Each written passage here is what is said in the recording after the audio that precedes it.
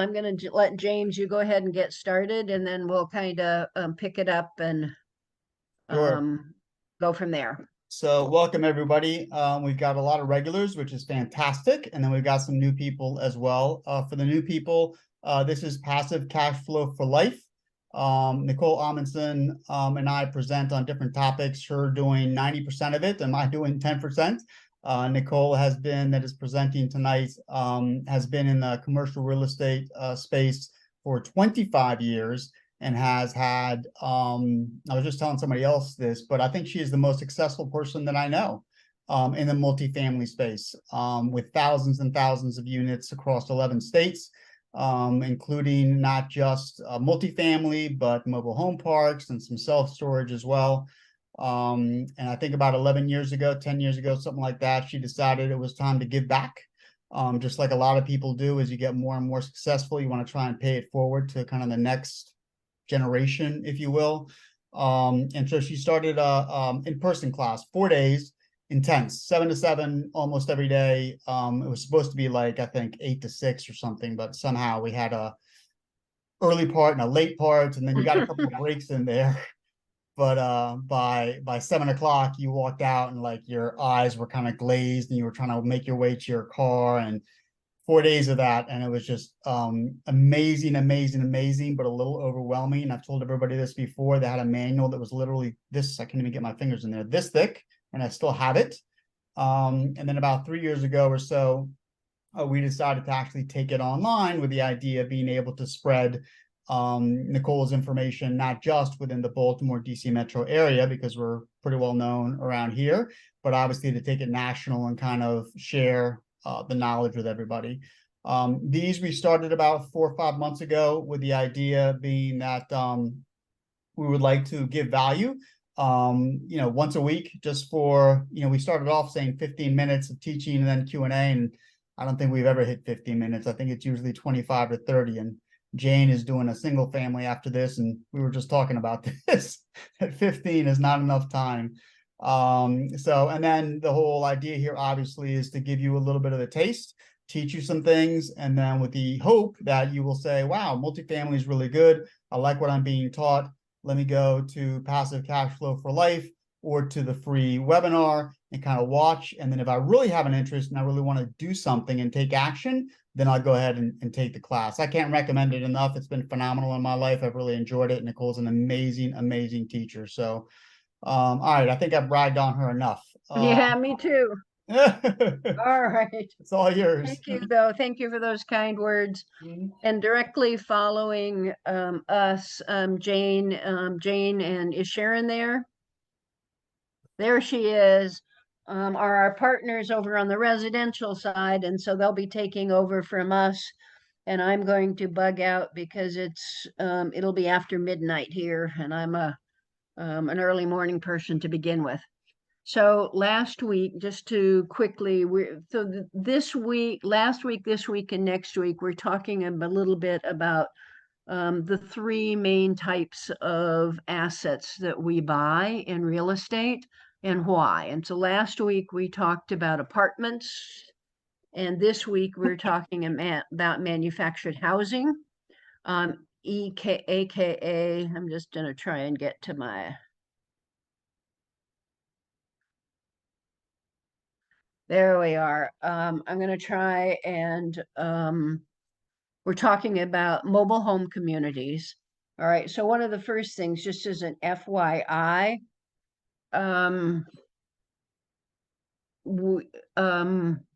the politically correct term is land lease communities these days.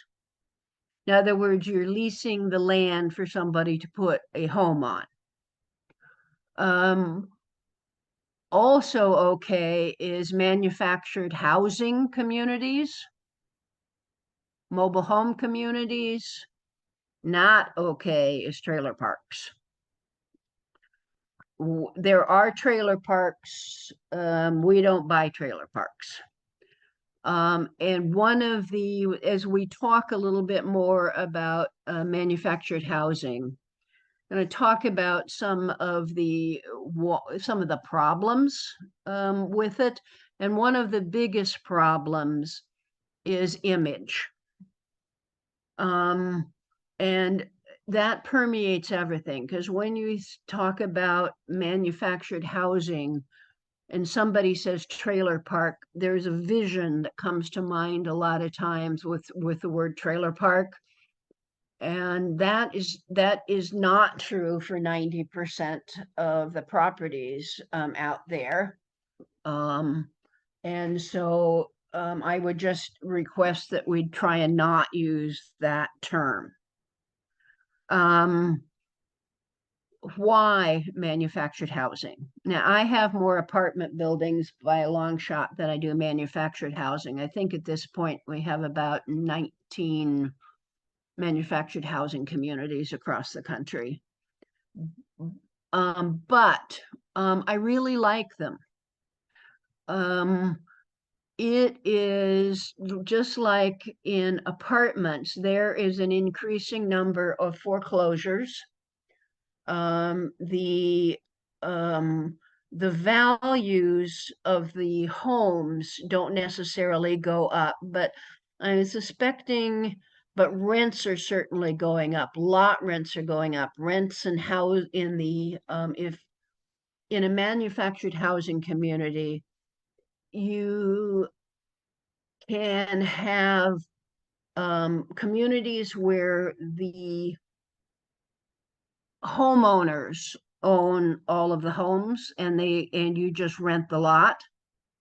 You can have communities where you own all the homes and then rent all the homes, and then you have a mix. And I think far and away the biggest portion in the country is a mix.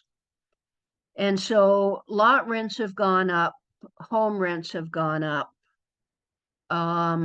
There is increasing foreclosures in this area, particularly as you have to, we've talked before, as we start ending up having to refinance all of these commercial properties. Interest rates have more than doubled in the last couple of years. But the strong reason I still like manufactured housing is that it is one of the last places where in this country there's actually affordable housing. It's becoming less so, but it is certainly more so than most apartments these days. Okay, so let's move on here. So why do I like these? All right, so there's several reasons, but here are some of mine, right? You typically can buy them at a higher cap rate, and higher cap rate generally means higher return on your money, because that's what a capitalization rate is what basically the return on your money. Because they are not most people's favorite asset classes, they never went to the point where you would see people trying to sell them at a 4 and 5 cap rate. So 6 and 7, yes, but most of them are in the 8 to 9% cap rate now, and on and some higher. So they are a better buy in a lot of ways. A lot of times, if not most of the time, there's more upside to them. You have vacant lots, you have homes that can be, excuse me, reconditioned. You have other things that you can add to them. They are, when we get to the downside, we'll talk about this more, but a lot of them are not particularly well managed.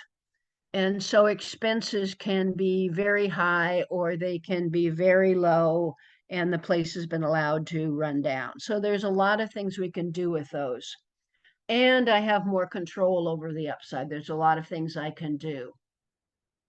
Of the 3 asset classes we buy, they are the best, basically, in my opinion, for cash on cash return. So now it is, so when I say cash on cash return, as we talked before, it's how hard your money's working for you. So how long is it going to take you to get your investment back? Okay. It is not saying that you are going to make more per unit.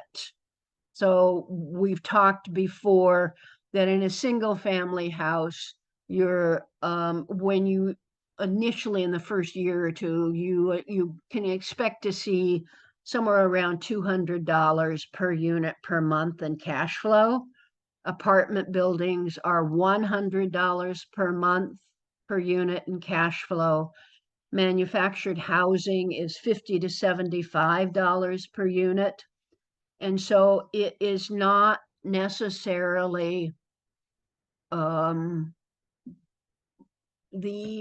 actual dollars that are going in your pocket are not as great, but cash on cash return, so how hard your money is working for you, is better. So I think way back when we talked, when you are getting started in this business and you are trying to kind of work yourself out of a job, you are more interested in cash flow. So you have enough money coming in that you can put yourself out of a job. And as you move into trying to create generational wealth, it's all about cash on cash return, how hard your money's working for you. And so with that kind of thought, that's a manufactured housing community is really more in the cash on cash return realm than the direct cash flow. Okay. There's other places you can add income streams to improve your cash flow in manufactured housing. It depends on what your site looks like, but we can frequently add things. One of the things I really like about them is that because they are not well managed a lot of times there's vacancies in them. A lot of owners who've owned them for a long time don't have great financial records. There are parks out there that have older homes on them. And for all of those reasons, they are not banks' favorite asset class. It's harder to get loans on them. But the better side to that, the positive side to that, is it's easier to get owner financing on these a lot of times than it is with apartments. The industry is changing a fair amount, so there are some really neat things that some of the manufacturers of these homes are doing to allow us to get those vacant lots filled with brand new homes. And we can talk more about that later at some time if people are interested. Okay.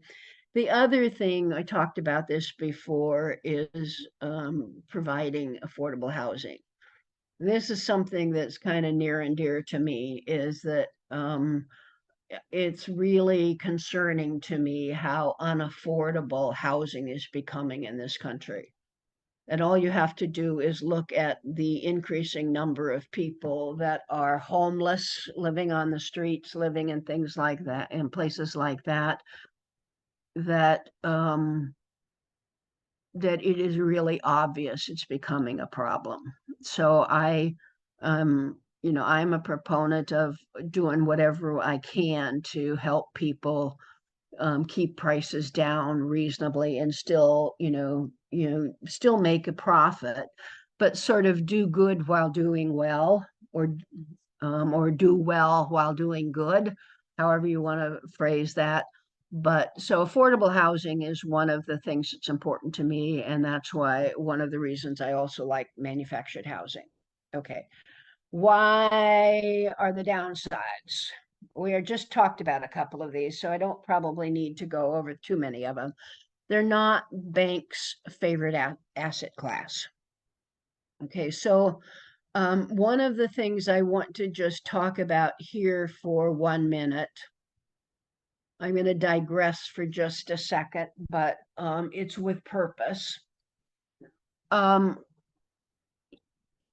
the homes themselves, the manufactured homes themselves, are not considered real property. They're considered like a car or a kind of a RV, something like that. And so most of them are managed through DMV. They have been typically thought to be like cars and RVs, where there is a decreasing value in the home over time. That's changed, at least in my opinion, over the past 10 years. And so these homes really don't decrease in value. But banks still have in mind that they do.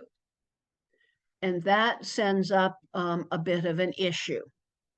And so the other thing that's an issue is that if you are, I'm making this up, if you're buying a brand new single wide home, big, 1,500 square feet, say, that's one section, and you're paying $50,000 or $60,000 for it. But you can turn around and rent it for $700-800. And as the home gets older, so now we're 10 years down the road, and my rents have gone up, but in the view of a lot of banks, that home is not worth $50,000 to $60,000 anymore.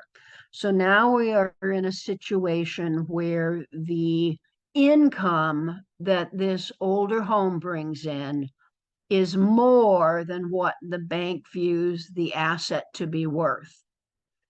And so they really don't want to make loans on parks, particularly parks that have park-owned homes, because they have a hard time valuing that.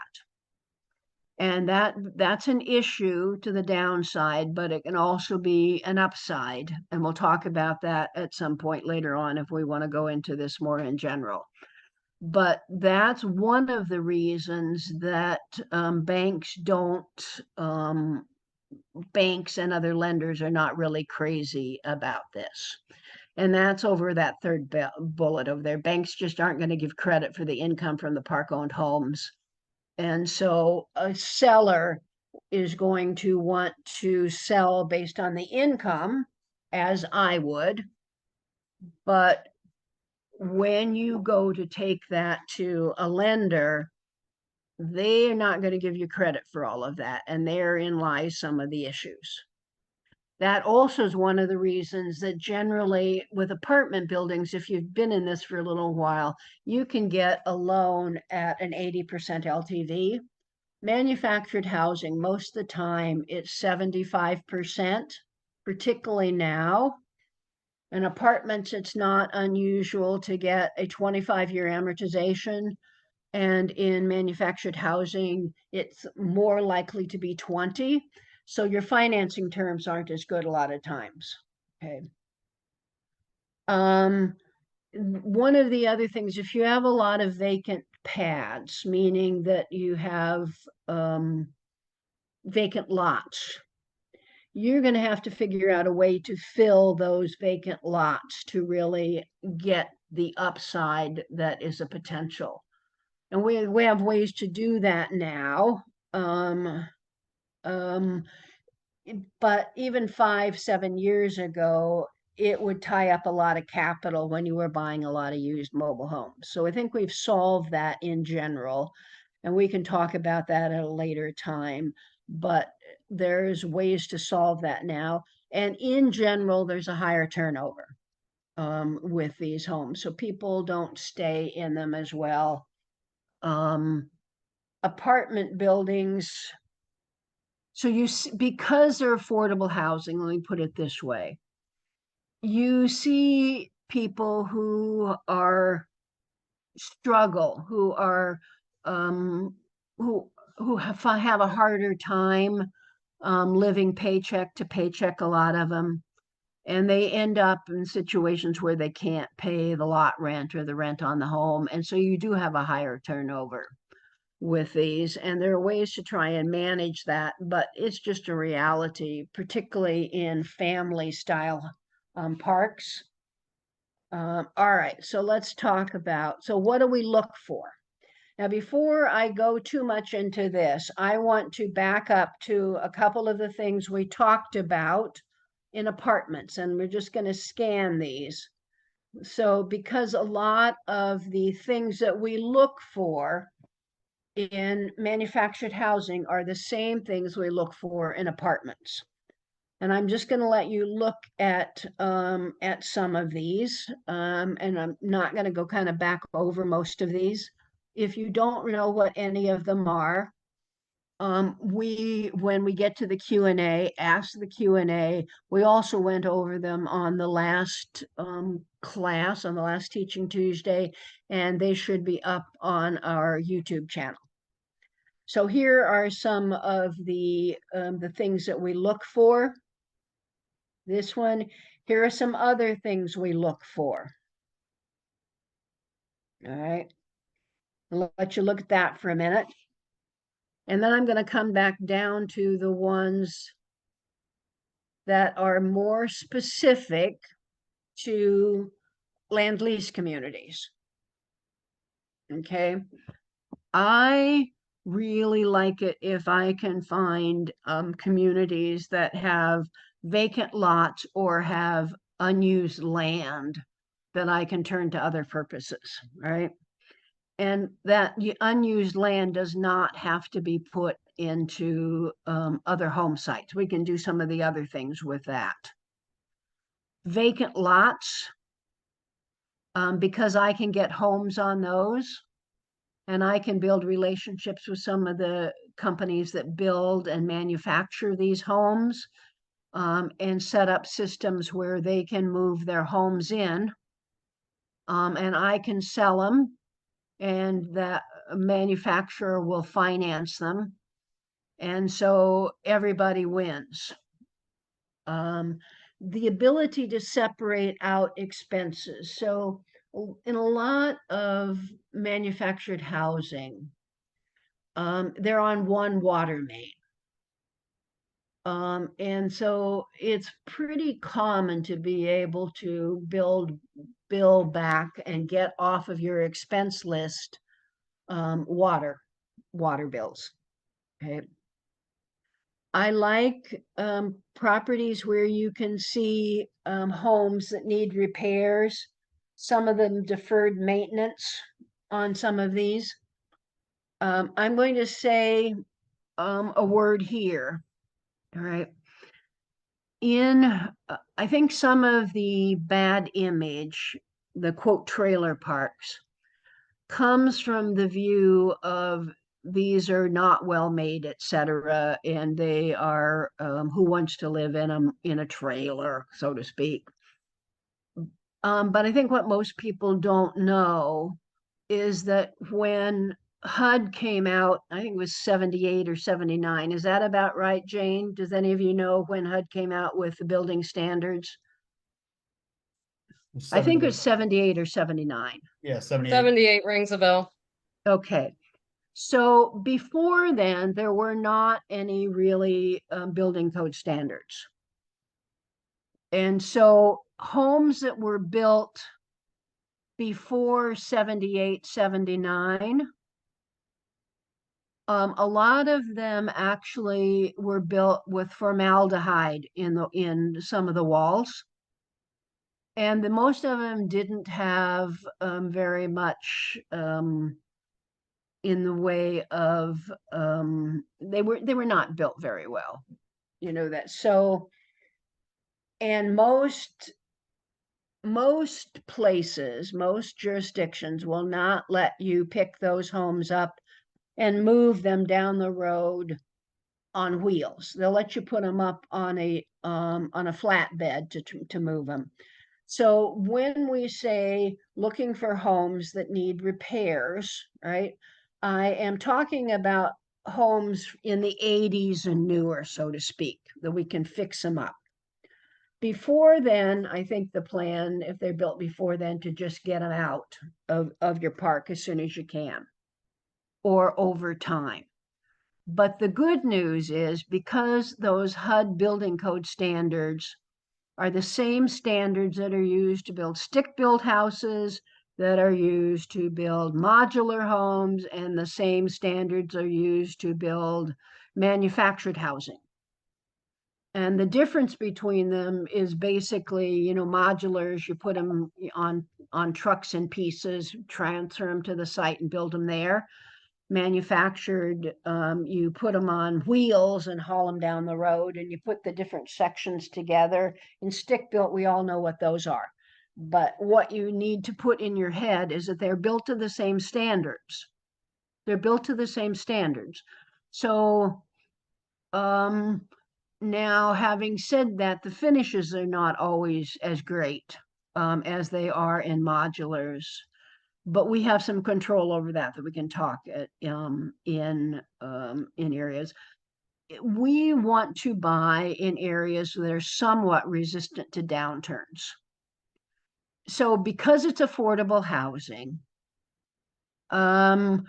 as long as an area is not losing population, I'm really good with buying anywhere as long as it is in a reasonable area, right? And the other thing I do look for are sellers with issues.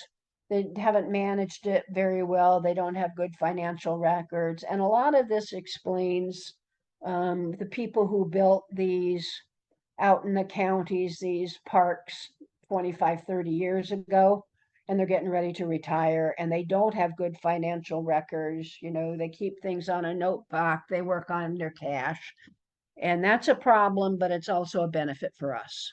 Okay. So I want to talk here, just this last slide I want to talk about for a minute. And that's the difference in management. All right. So a person or a company that primarily manages apartments may well struggle managing manufactured housing because there are differences, and vice versa. So what this slide is trying to do is to just show you some basic information about the number of staff and the type of staff you probably need. And I think you can kind of look at this. I'm going to let you look at this. But typically, if in apartments you have 40 to 60 units, you need somebody 3 to 4 hours a day, 4 to 5 days a week. Whereas in mobile home parks, you in that same kind of size, you need maybe somebody around 8 hours a week, not a day, right? Plus some extra on the first of the month. Okay. So you can see where we go to full time. The difference is one of the big differences in apartments, you need some maintenance, but in manufactured housing, because of the grounds most of the time, you are going to need more maintenance quicker than you would in an apartment building, right?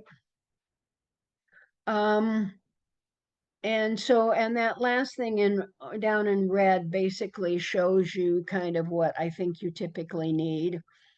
In 100 to 200 units, you need, 1.5 to 2.5 full-time people who are renting and leasing, and one maintenance person. And on that same size manufactured housing, you probably need one on-site person and 1.5 person for grounds and maintenance. Right. So I think that's it. Next week, we're going to be talking about self-storage. So I think you've all seen this before about, if you want to know more about what we do and more in general, then watch this webinar. And it's free. It's about 2 hours, and you can get it's Path of Wealth webinar. Our website is Passive Cash Flow for Life, although I'm hearing that right now it's down. It should be back up. It crashed, and so we're trying to get it back up. If you need questions answered, send an email to support@ Passive Cash Flow for Life. This is our YouTube channel, and we put all of our Teaching Tuesdays up on this YouTube channel. And so this one will be up probably Thursday, Friday. And will all of the others on our playlist that we've done since we started. And I think we started this in December, January, so I haven't been doing it that much. And at that point, I'm turning it over to questions and letting anybody ask any questions they may have. And hopefully I didn't go too far over my time. Any questions, any comments from anybody on this? So we've got about 20 minutes for questions and answers. And we have a small enough crowd. If you just want to unmute, that's fine. I have a question. So, when you purchase the mobile home, right? Are you purchasing the lot, the homes themselves, or both?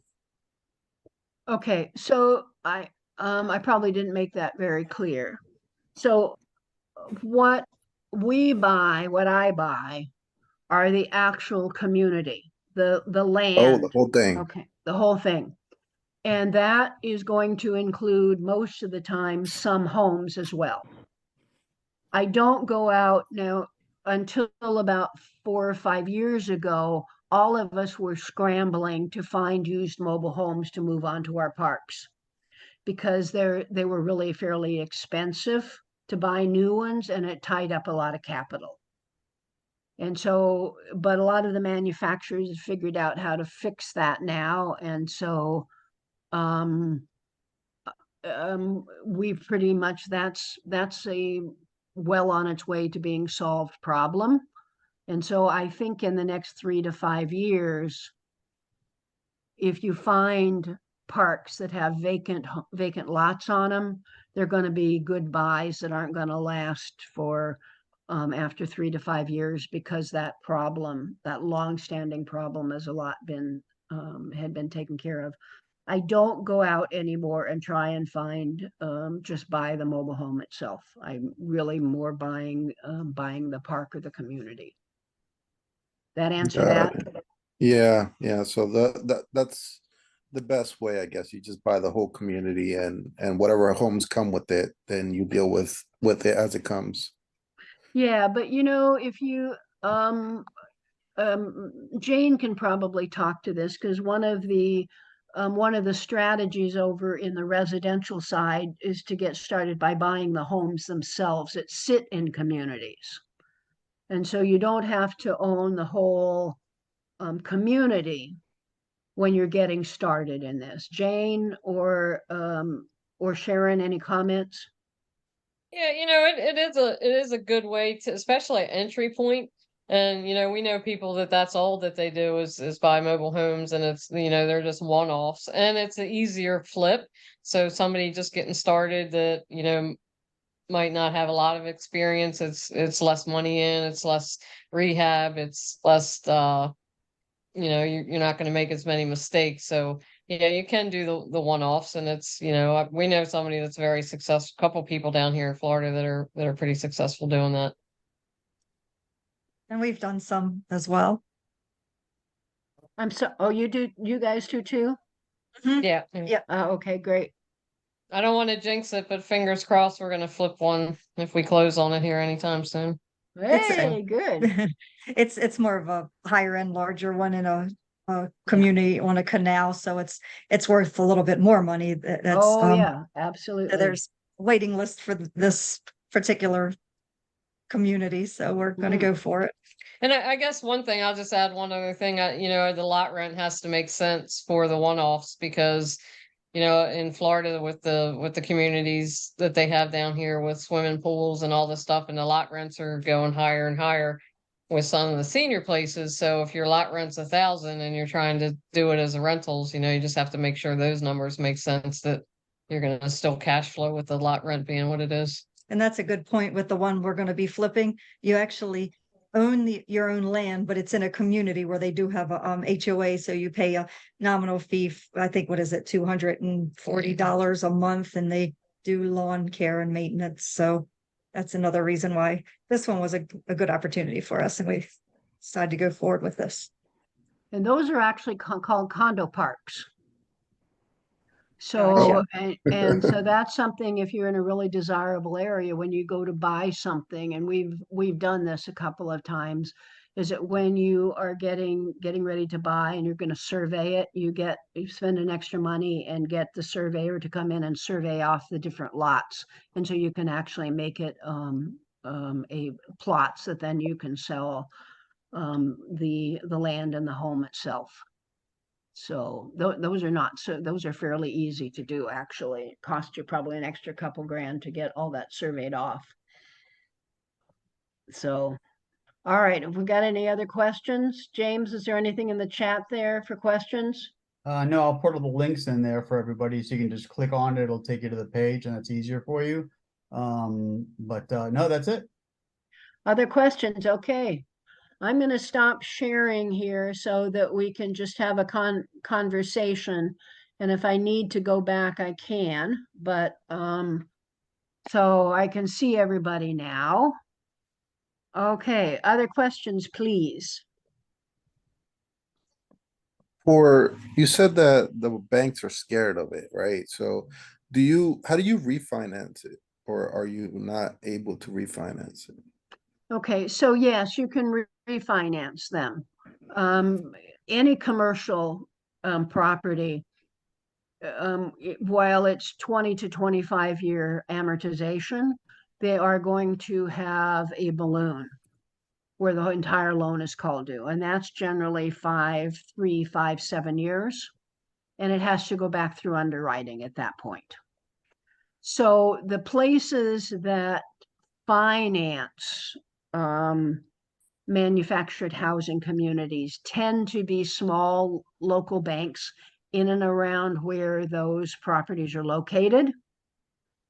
There is also a really big bank, Clayton Bank.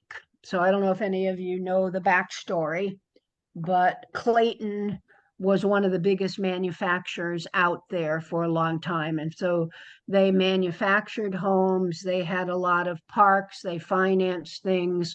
And probably 12, 15 years ago, Berkshire Hathaway came in and bought a lot of that, bought Clayton out basically. And so now Clayton has all this money, and they went in and they formed Clayton Bank. So Clayton Bank really focuses on financing manufactured housing communities. The key is that they don't not going to do loans probably less than a couple million. They are just because of the amount of money that they're trying to deal with, they like the bigger loans. So under that, you're probably looking at community banks, savings and loans, credit unions, maybe. What I will say is that manufactured housing, it is harder to do a cash out refi. They want to keep, particularly now, they want to keep the equity in the property because of the unstable times right now. So getting a cash out refinance is a lot tougher than it is in apartments or self-storage. That answer that? Christian, did that get at what you were asking? Okay, I think you're on mute, but okay. Hey, Nicole, can you get a second? If you wanted to cash out refi, instead of doing an entire refi, could you get a second on a park 3, 4 years down the road? You may be able to do that. Not probably hard right now, just because of the state of the commercial real estate market, which is pretty much overvalued a lot right now. But and it depends on your relationship with the bank and your other assets.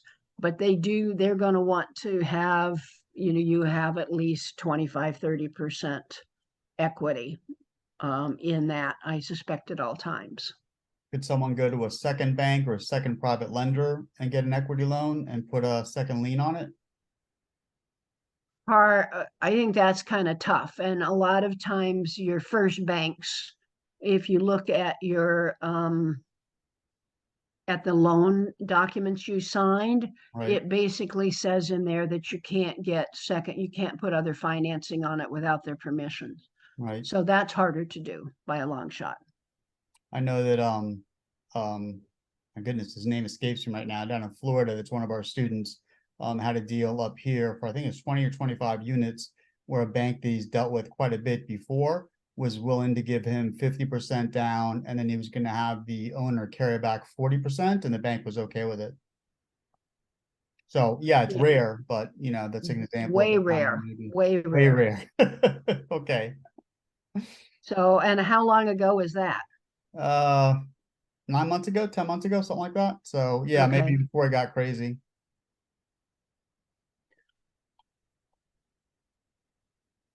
Any other questions? All right. Other questions, please? Hey, Nicole, if you don't have, if nobody else, I don't want to monopolize time, and we run across it sometimes, what do you do with the folks that have no receipts and they wander around in their car and pick up cash and, no real way to track? How do you negotiate with that? And Are you talking about a park or a home? yeah, a park. I mean, we Okay. run into that when Yeah. people have portfolios of 13 or 14. I remember Yep. running around Liberty Road. The guy was Yep. picking up cash from every tenant. Yeah, what I've done, and this is actually something I've done more than once, is you're going to get them to owner finance it for a bit, but you're going to until you can show stability, because no bank is going to lend without good financial records. They're just not.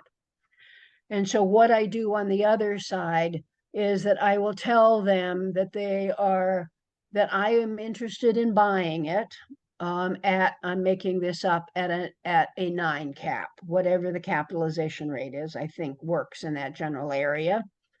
But what they're going to have to do is they're going to have to open a bank account, and every dollar they collect for the next 3 months goes into that account, and every bill they pay gets paid out of that account for the next 3 months. And then I'm going to use a trailing 3. So remember, trailing 12 is what I'm looking at in the last 12 months, right? Of financial records. So I'm going to use a trailing 3, the last 3 months, and I'll expand that to out to 12 months, and figure out what the NOI would be for that 12 months.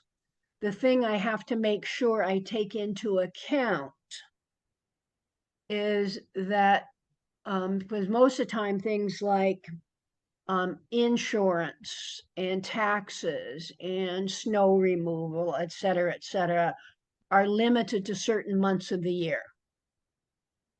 And so what I'm going to want to do is to figure out what that total is for the year and spread that out over those 12 months, so to speak. So I'm going to take those as expenses, but I'm going to make them look like instead of paying them once a year, I'm paying them every month. So what I'm really saying is the big bills, I'm going to have to make sure that I account for those in in the expenses they have, because they may not show up in those 3 months. Did that make sense, Jane? Yes, absolutely. Thank you. So, and then we just have an agreement that what I will pay them is a certain capitalization rate based on that NOI. And that's what goes into the contract. Are they resistant to the, I mean, I know they want to sell their property, but are they resistant to those open a bank account kind of things? They are, you see that sometimes. In fact, a lot of times. And they will have lots of reasons why everything can't go into the bank or come out of the bank. It's just not how they operate. And so then I will, I might, because there's some of the big expenses I should be able to verify, right? And I should be able to verify their income with estoppel letters and things like that from the residents. And I will figure out,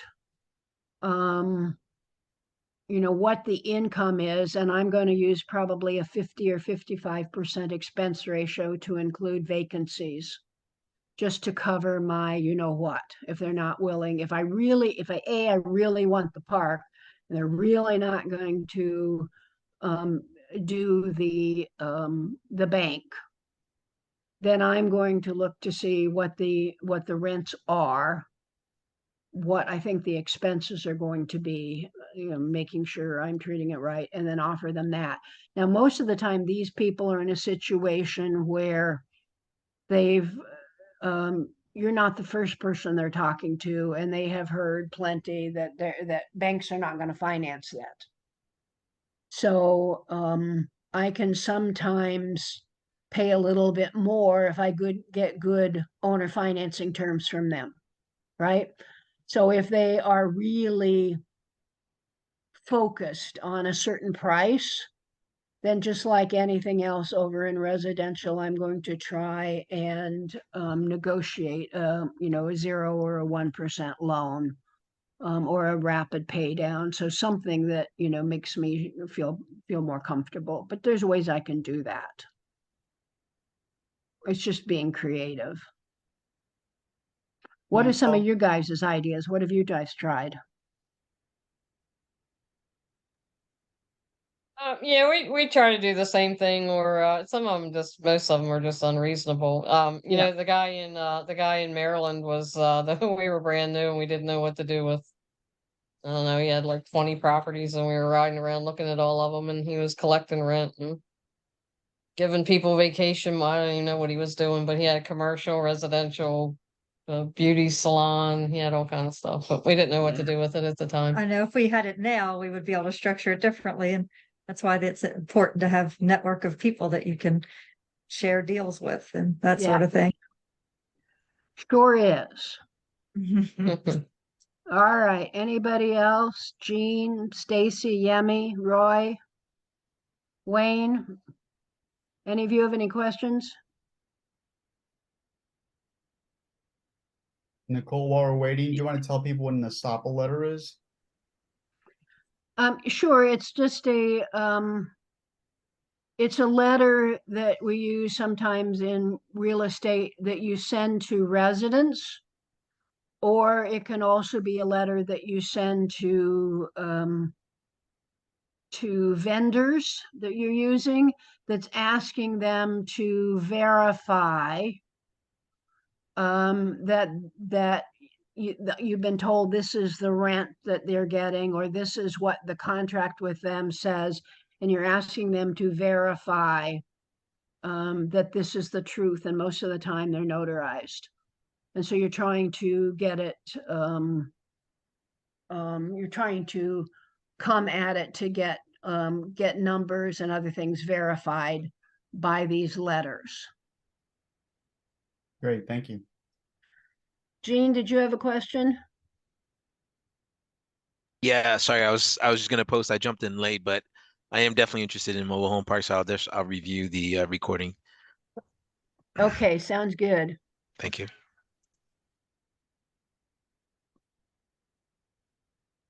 I did have one more question. You Um, betcha. the you mentioned that they were classified as a vehicle, or did I get that wrong? W- Um, what I was saying is that they are tagged. So they're like cars. You get a yearly tag on them, and you get those from the DMV in most states. So that's kind of what led up to originally them being considered depreciating assets. Right. And so my point there was, they are and a lot of times the prices go down, the tags go down over time. So they are considered by some still considered an asset that depreciates over time, even though realistically they don't if they're kept up. If they're kept up. Factor, there's actually a Kelly Blue Book equivalent for manufactured housing. And I don't know how accurate it is, but I pretty much don't pay attention to that anymore. I use figure out what I can get as an income to figure out how much something's worth versus subtracting how much I have to put into it to get it livable again. So these things carry a registration. Yes, you bet they are. Wow. They have a VIN number on them, just like cars do. A lot of wow. times it's on the tongue of the thing that pulls it down the street, and then you frequently find the VIN numbers also somewhere around the furnace in that kind of area. So they're you find them in a couple places, and if you lose the tag, you have to go find the VIN number to get a replacement title. Interesting. And are you able to just buy a lot and make it into a mobile home, or does it need to be some kind of zoning? It depends on the um it depends on what that lot is. I'm trying to figure out the word I'm looking for here. So if what you can build on that lot. So or what you can build in that area. So there are a lot of towns that you can have a vacant lot in a town, and they're not going to let you put a mobile home on it, a manufactured home. They may not even let you put a not a mobile home, I'm getting really tired. My brain is starting to shut down. A modular. So you have to look to see what's the word I'm looking for, you guys, in terms of when you go look to see if it's a commercial lot, a residential lot. Zoning? Zone, thank you very much. I knew it was simple. It was just right there, but past my bedtime. So in any case, you have to see what it's zoned for. Much more likely to be able to do that if you can find a lot in the county rather than in a city or village itself to be able to do that. But yes, you can, that's actually something that you can do. You can go find a lot relatively cheap as long as you can have a road in, and you can put, because most of the time, if you are putting it out someplace, you're having to worry about, water, sewer, electric. So site prep.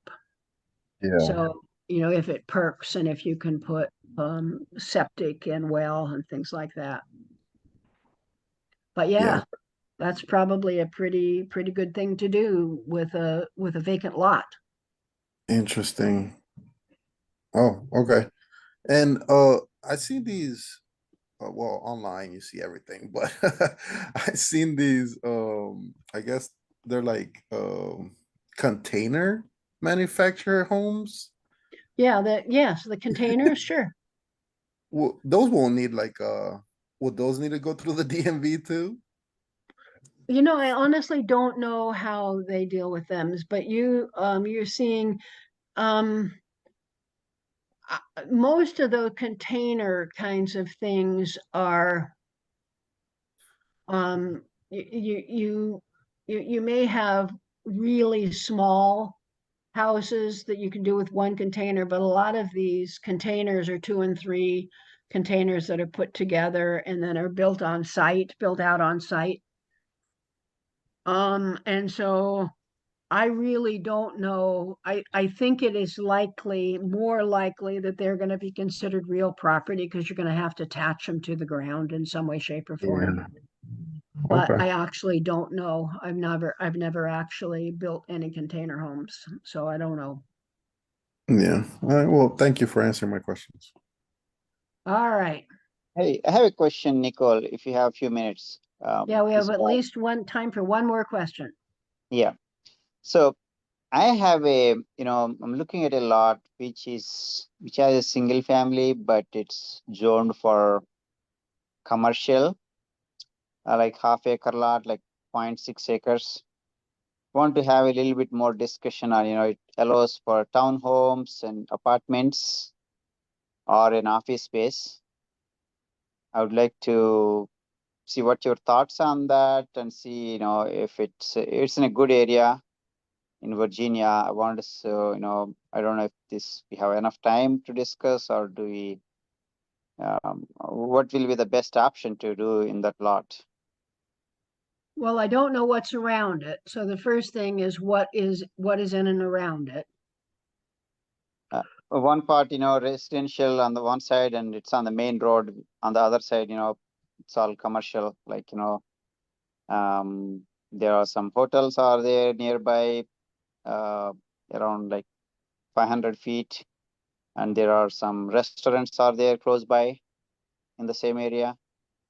And one side of the street is residential, So single family homes. here's the thing right now. If you kind of look across the national landscape, retail and office are not doing well at all. Okay. Office because there's so many people working from home so much of the time, so there's a lot.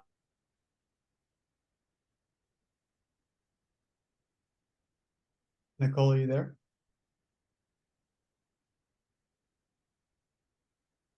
I think we just lost your voice.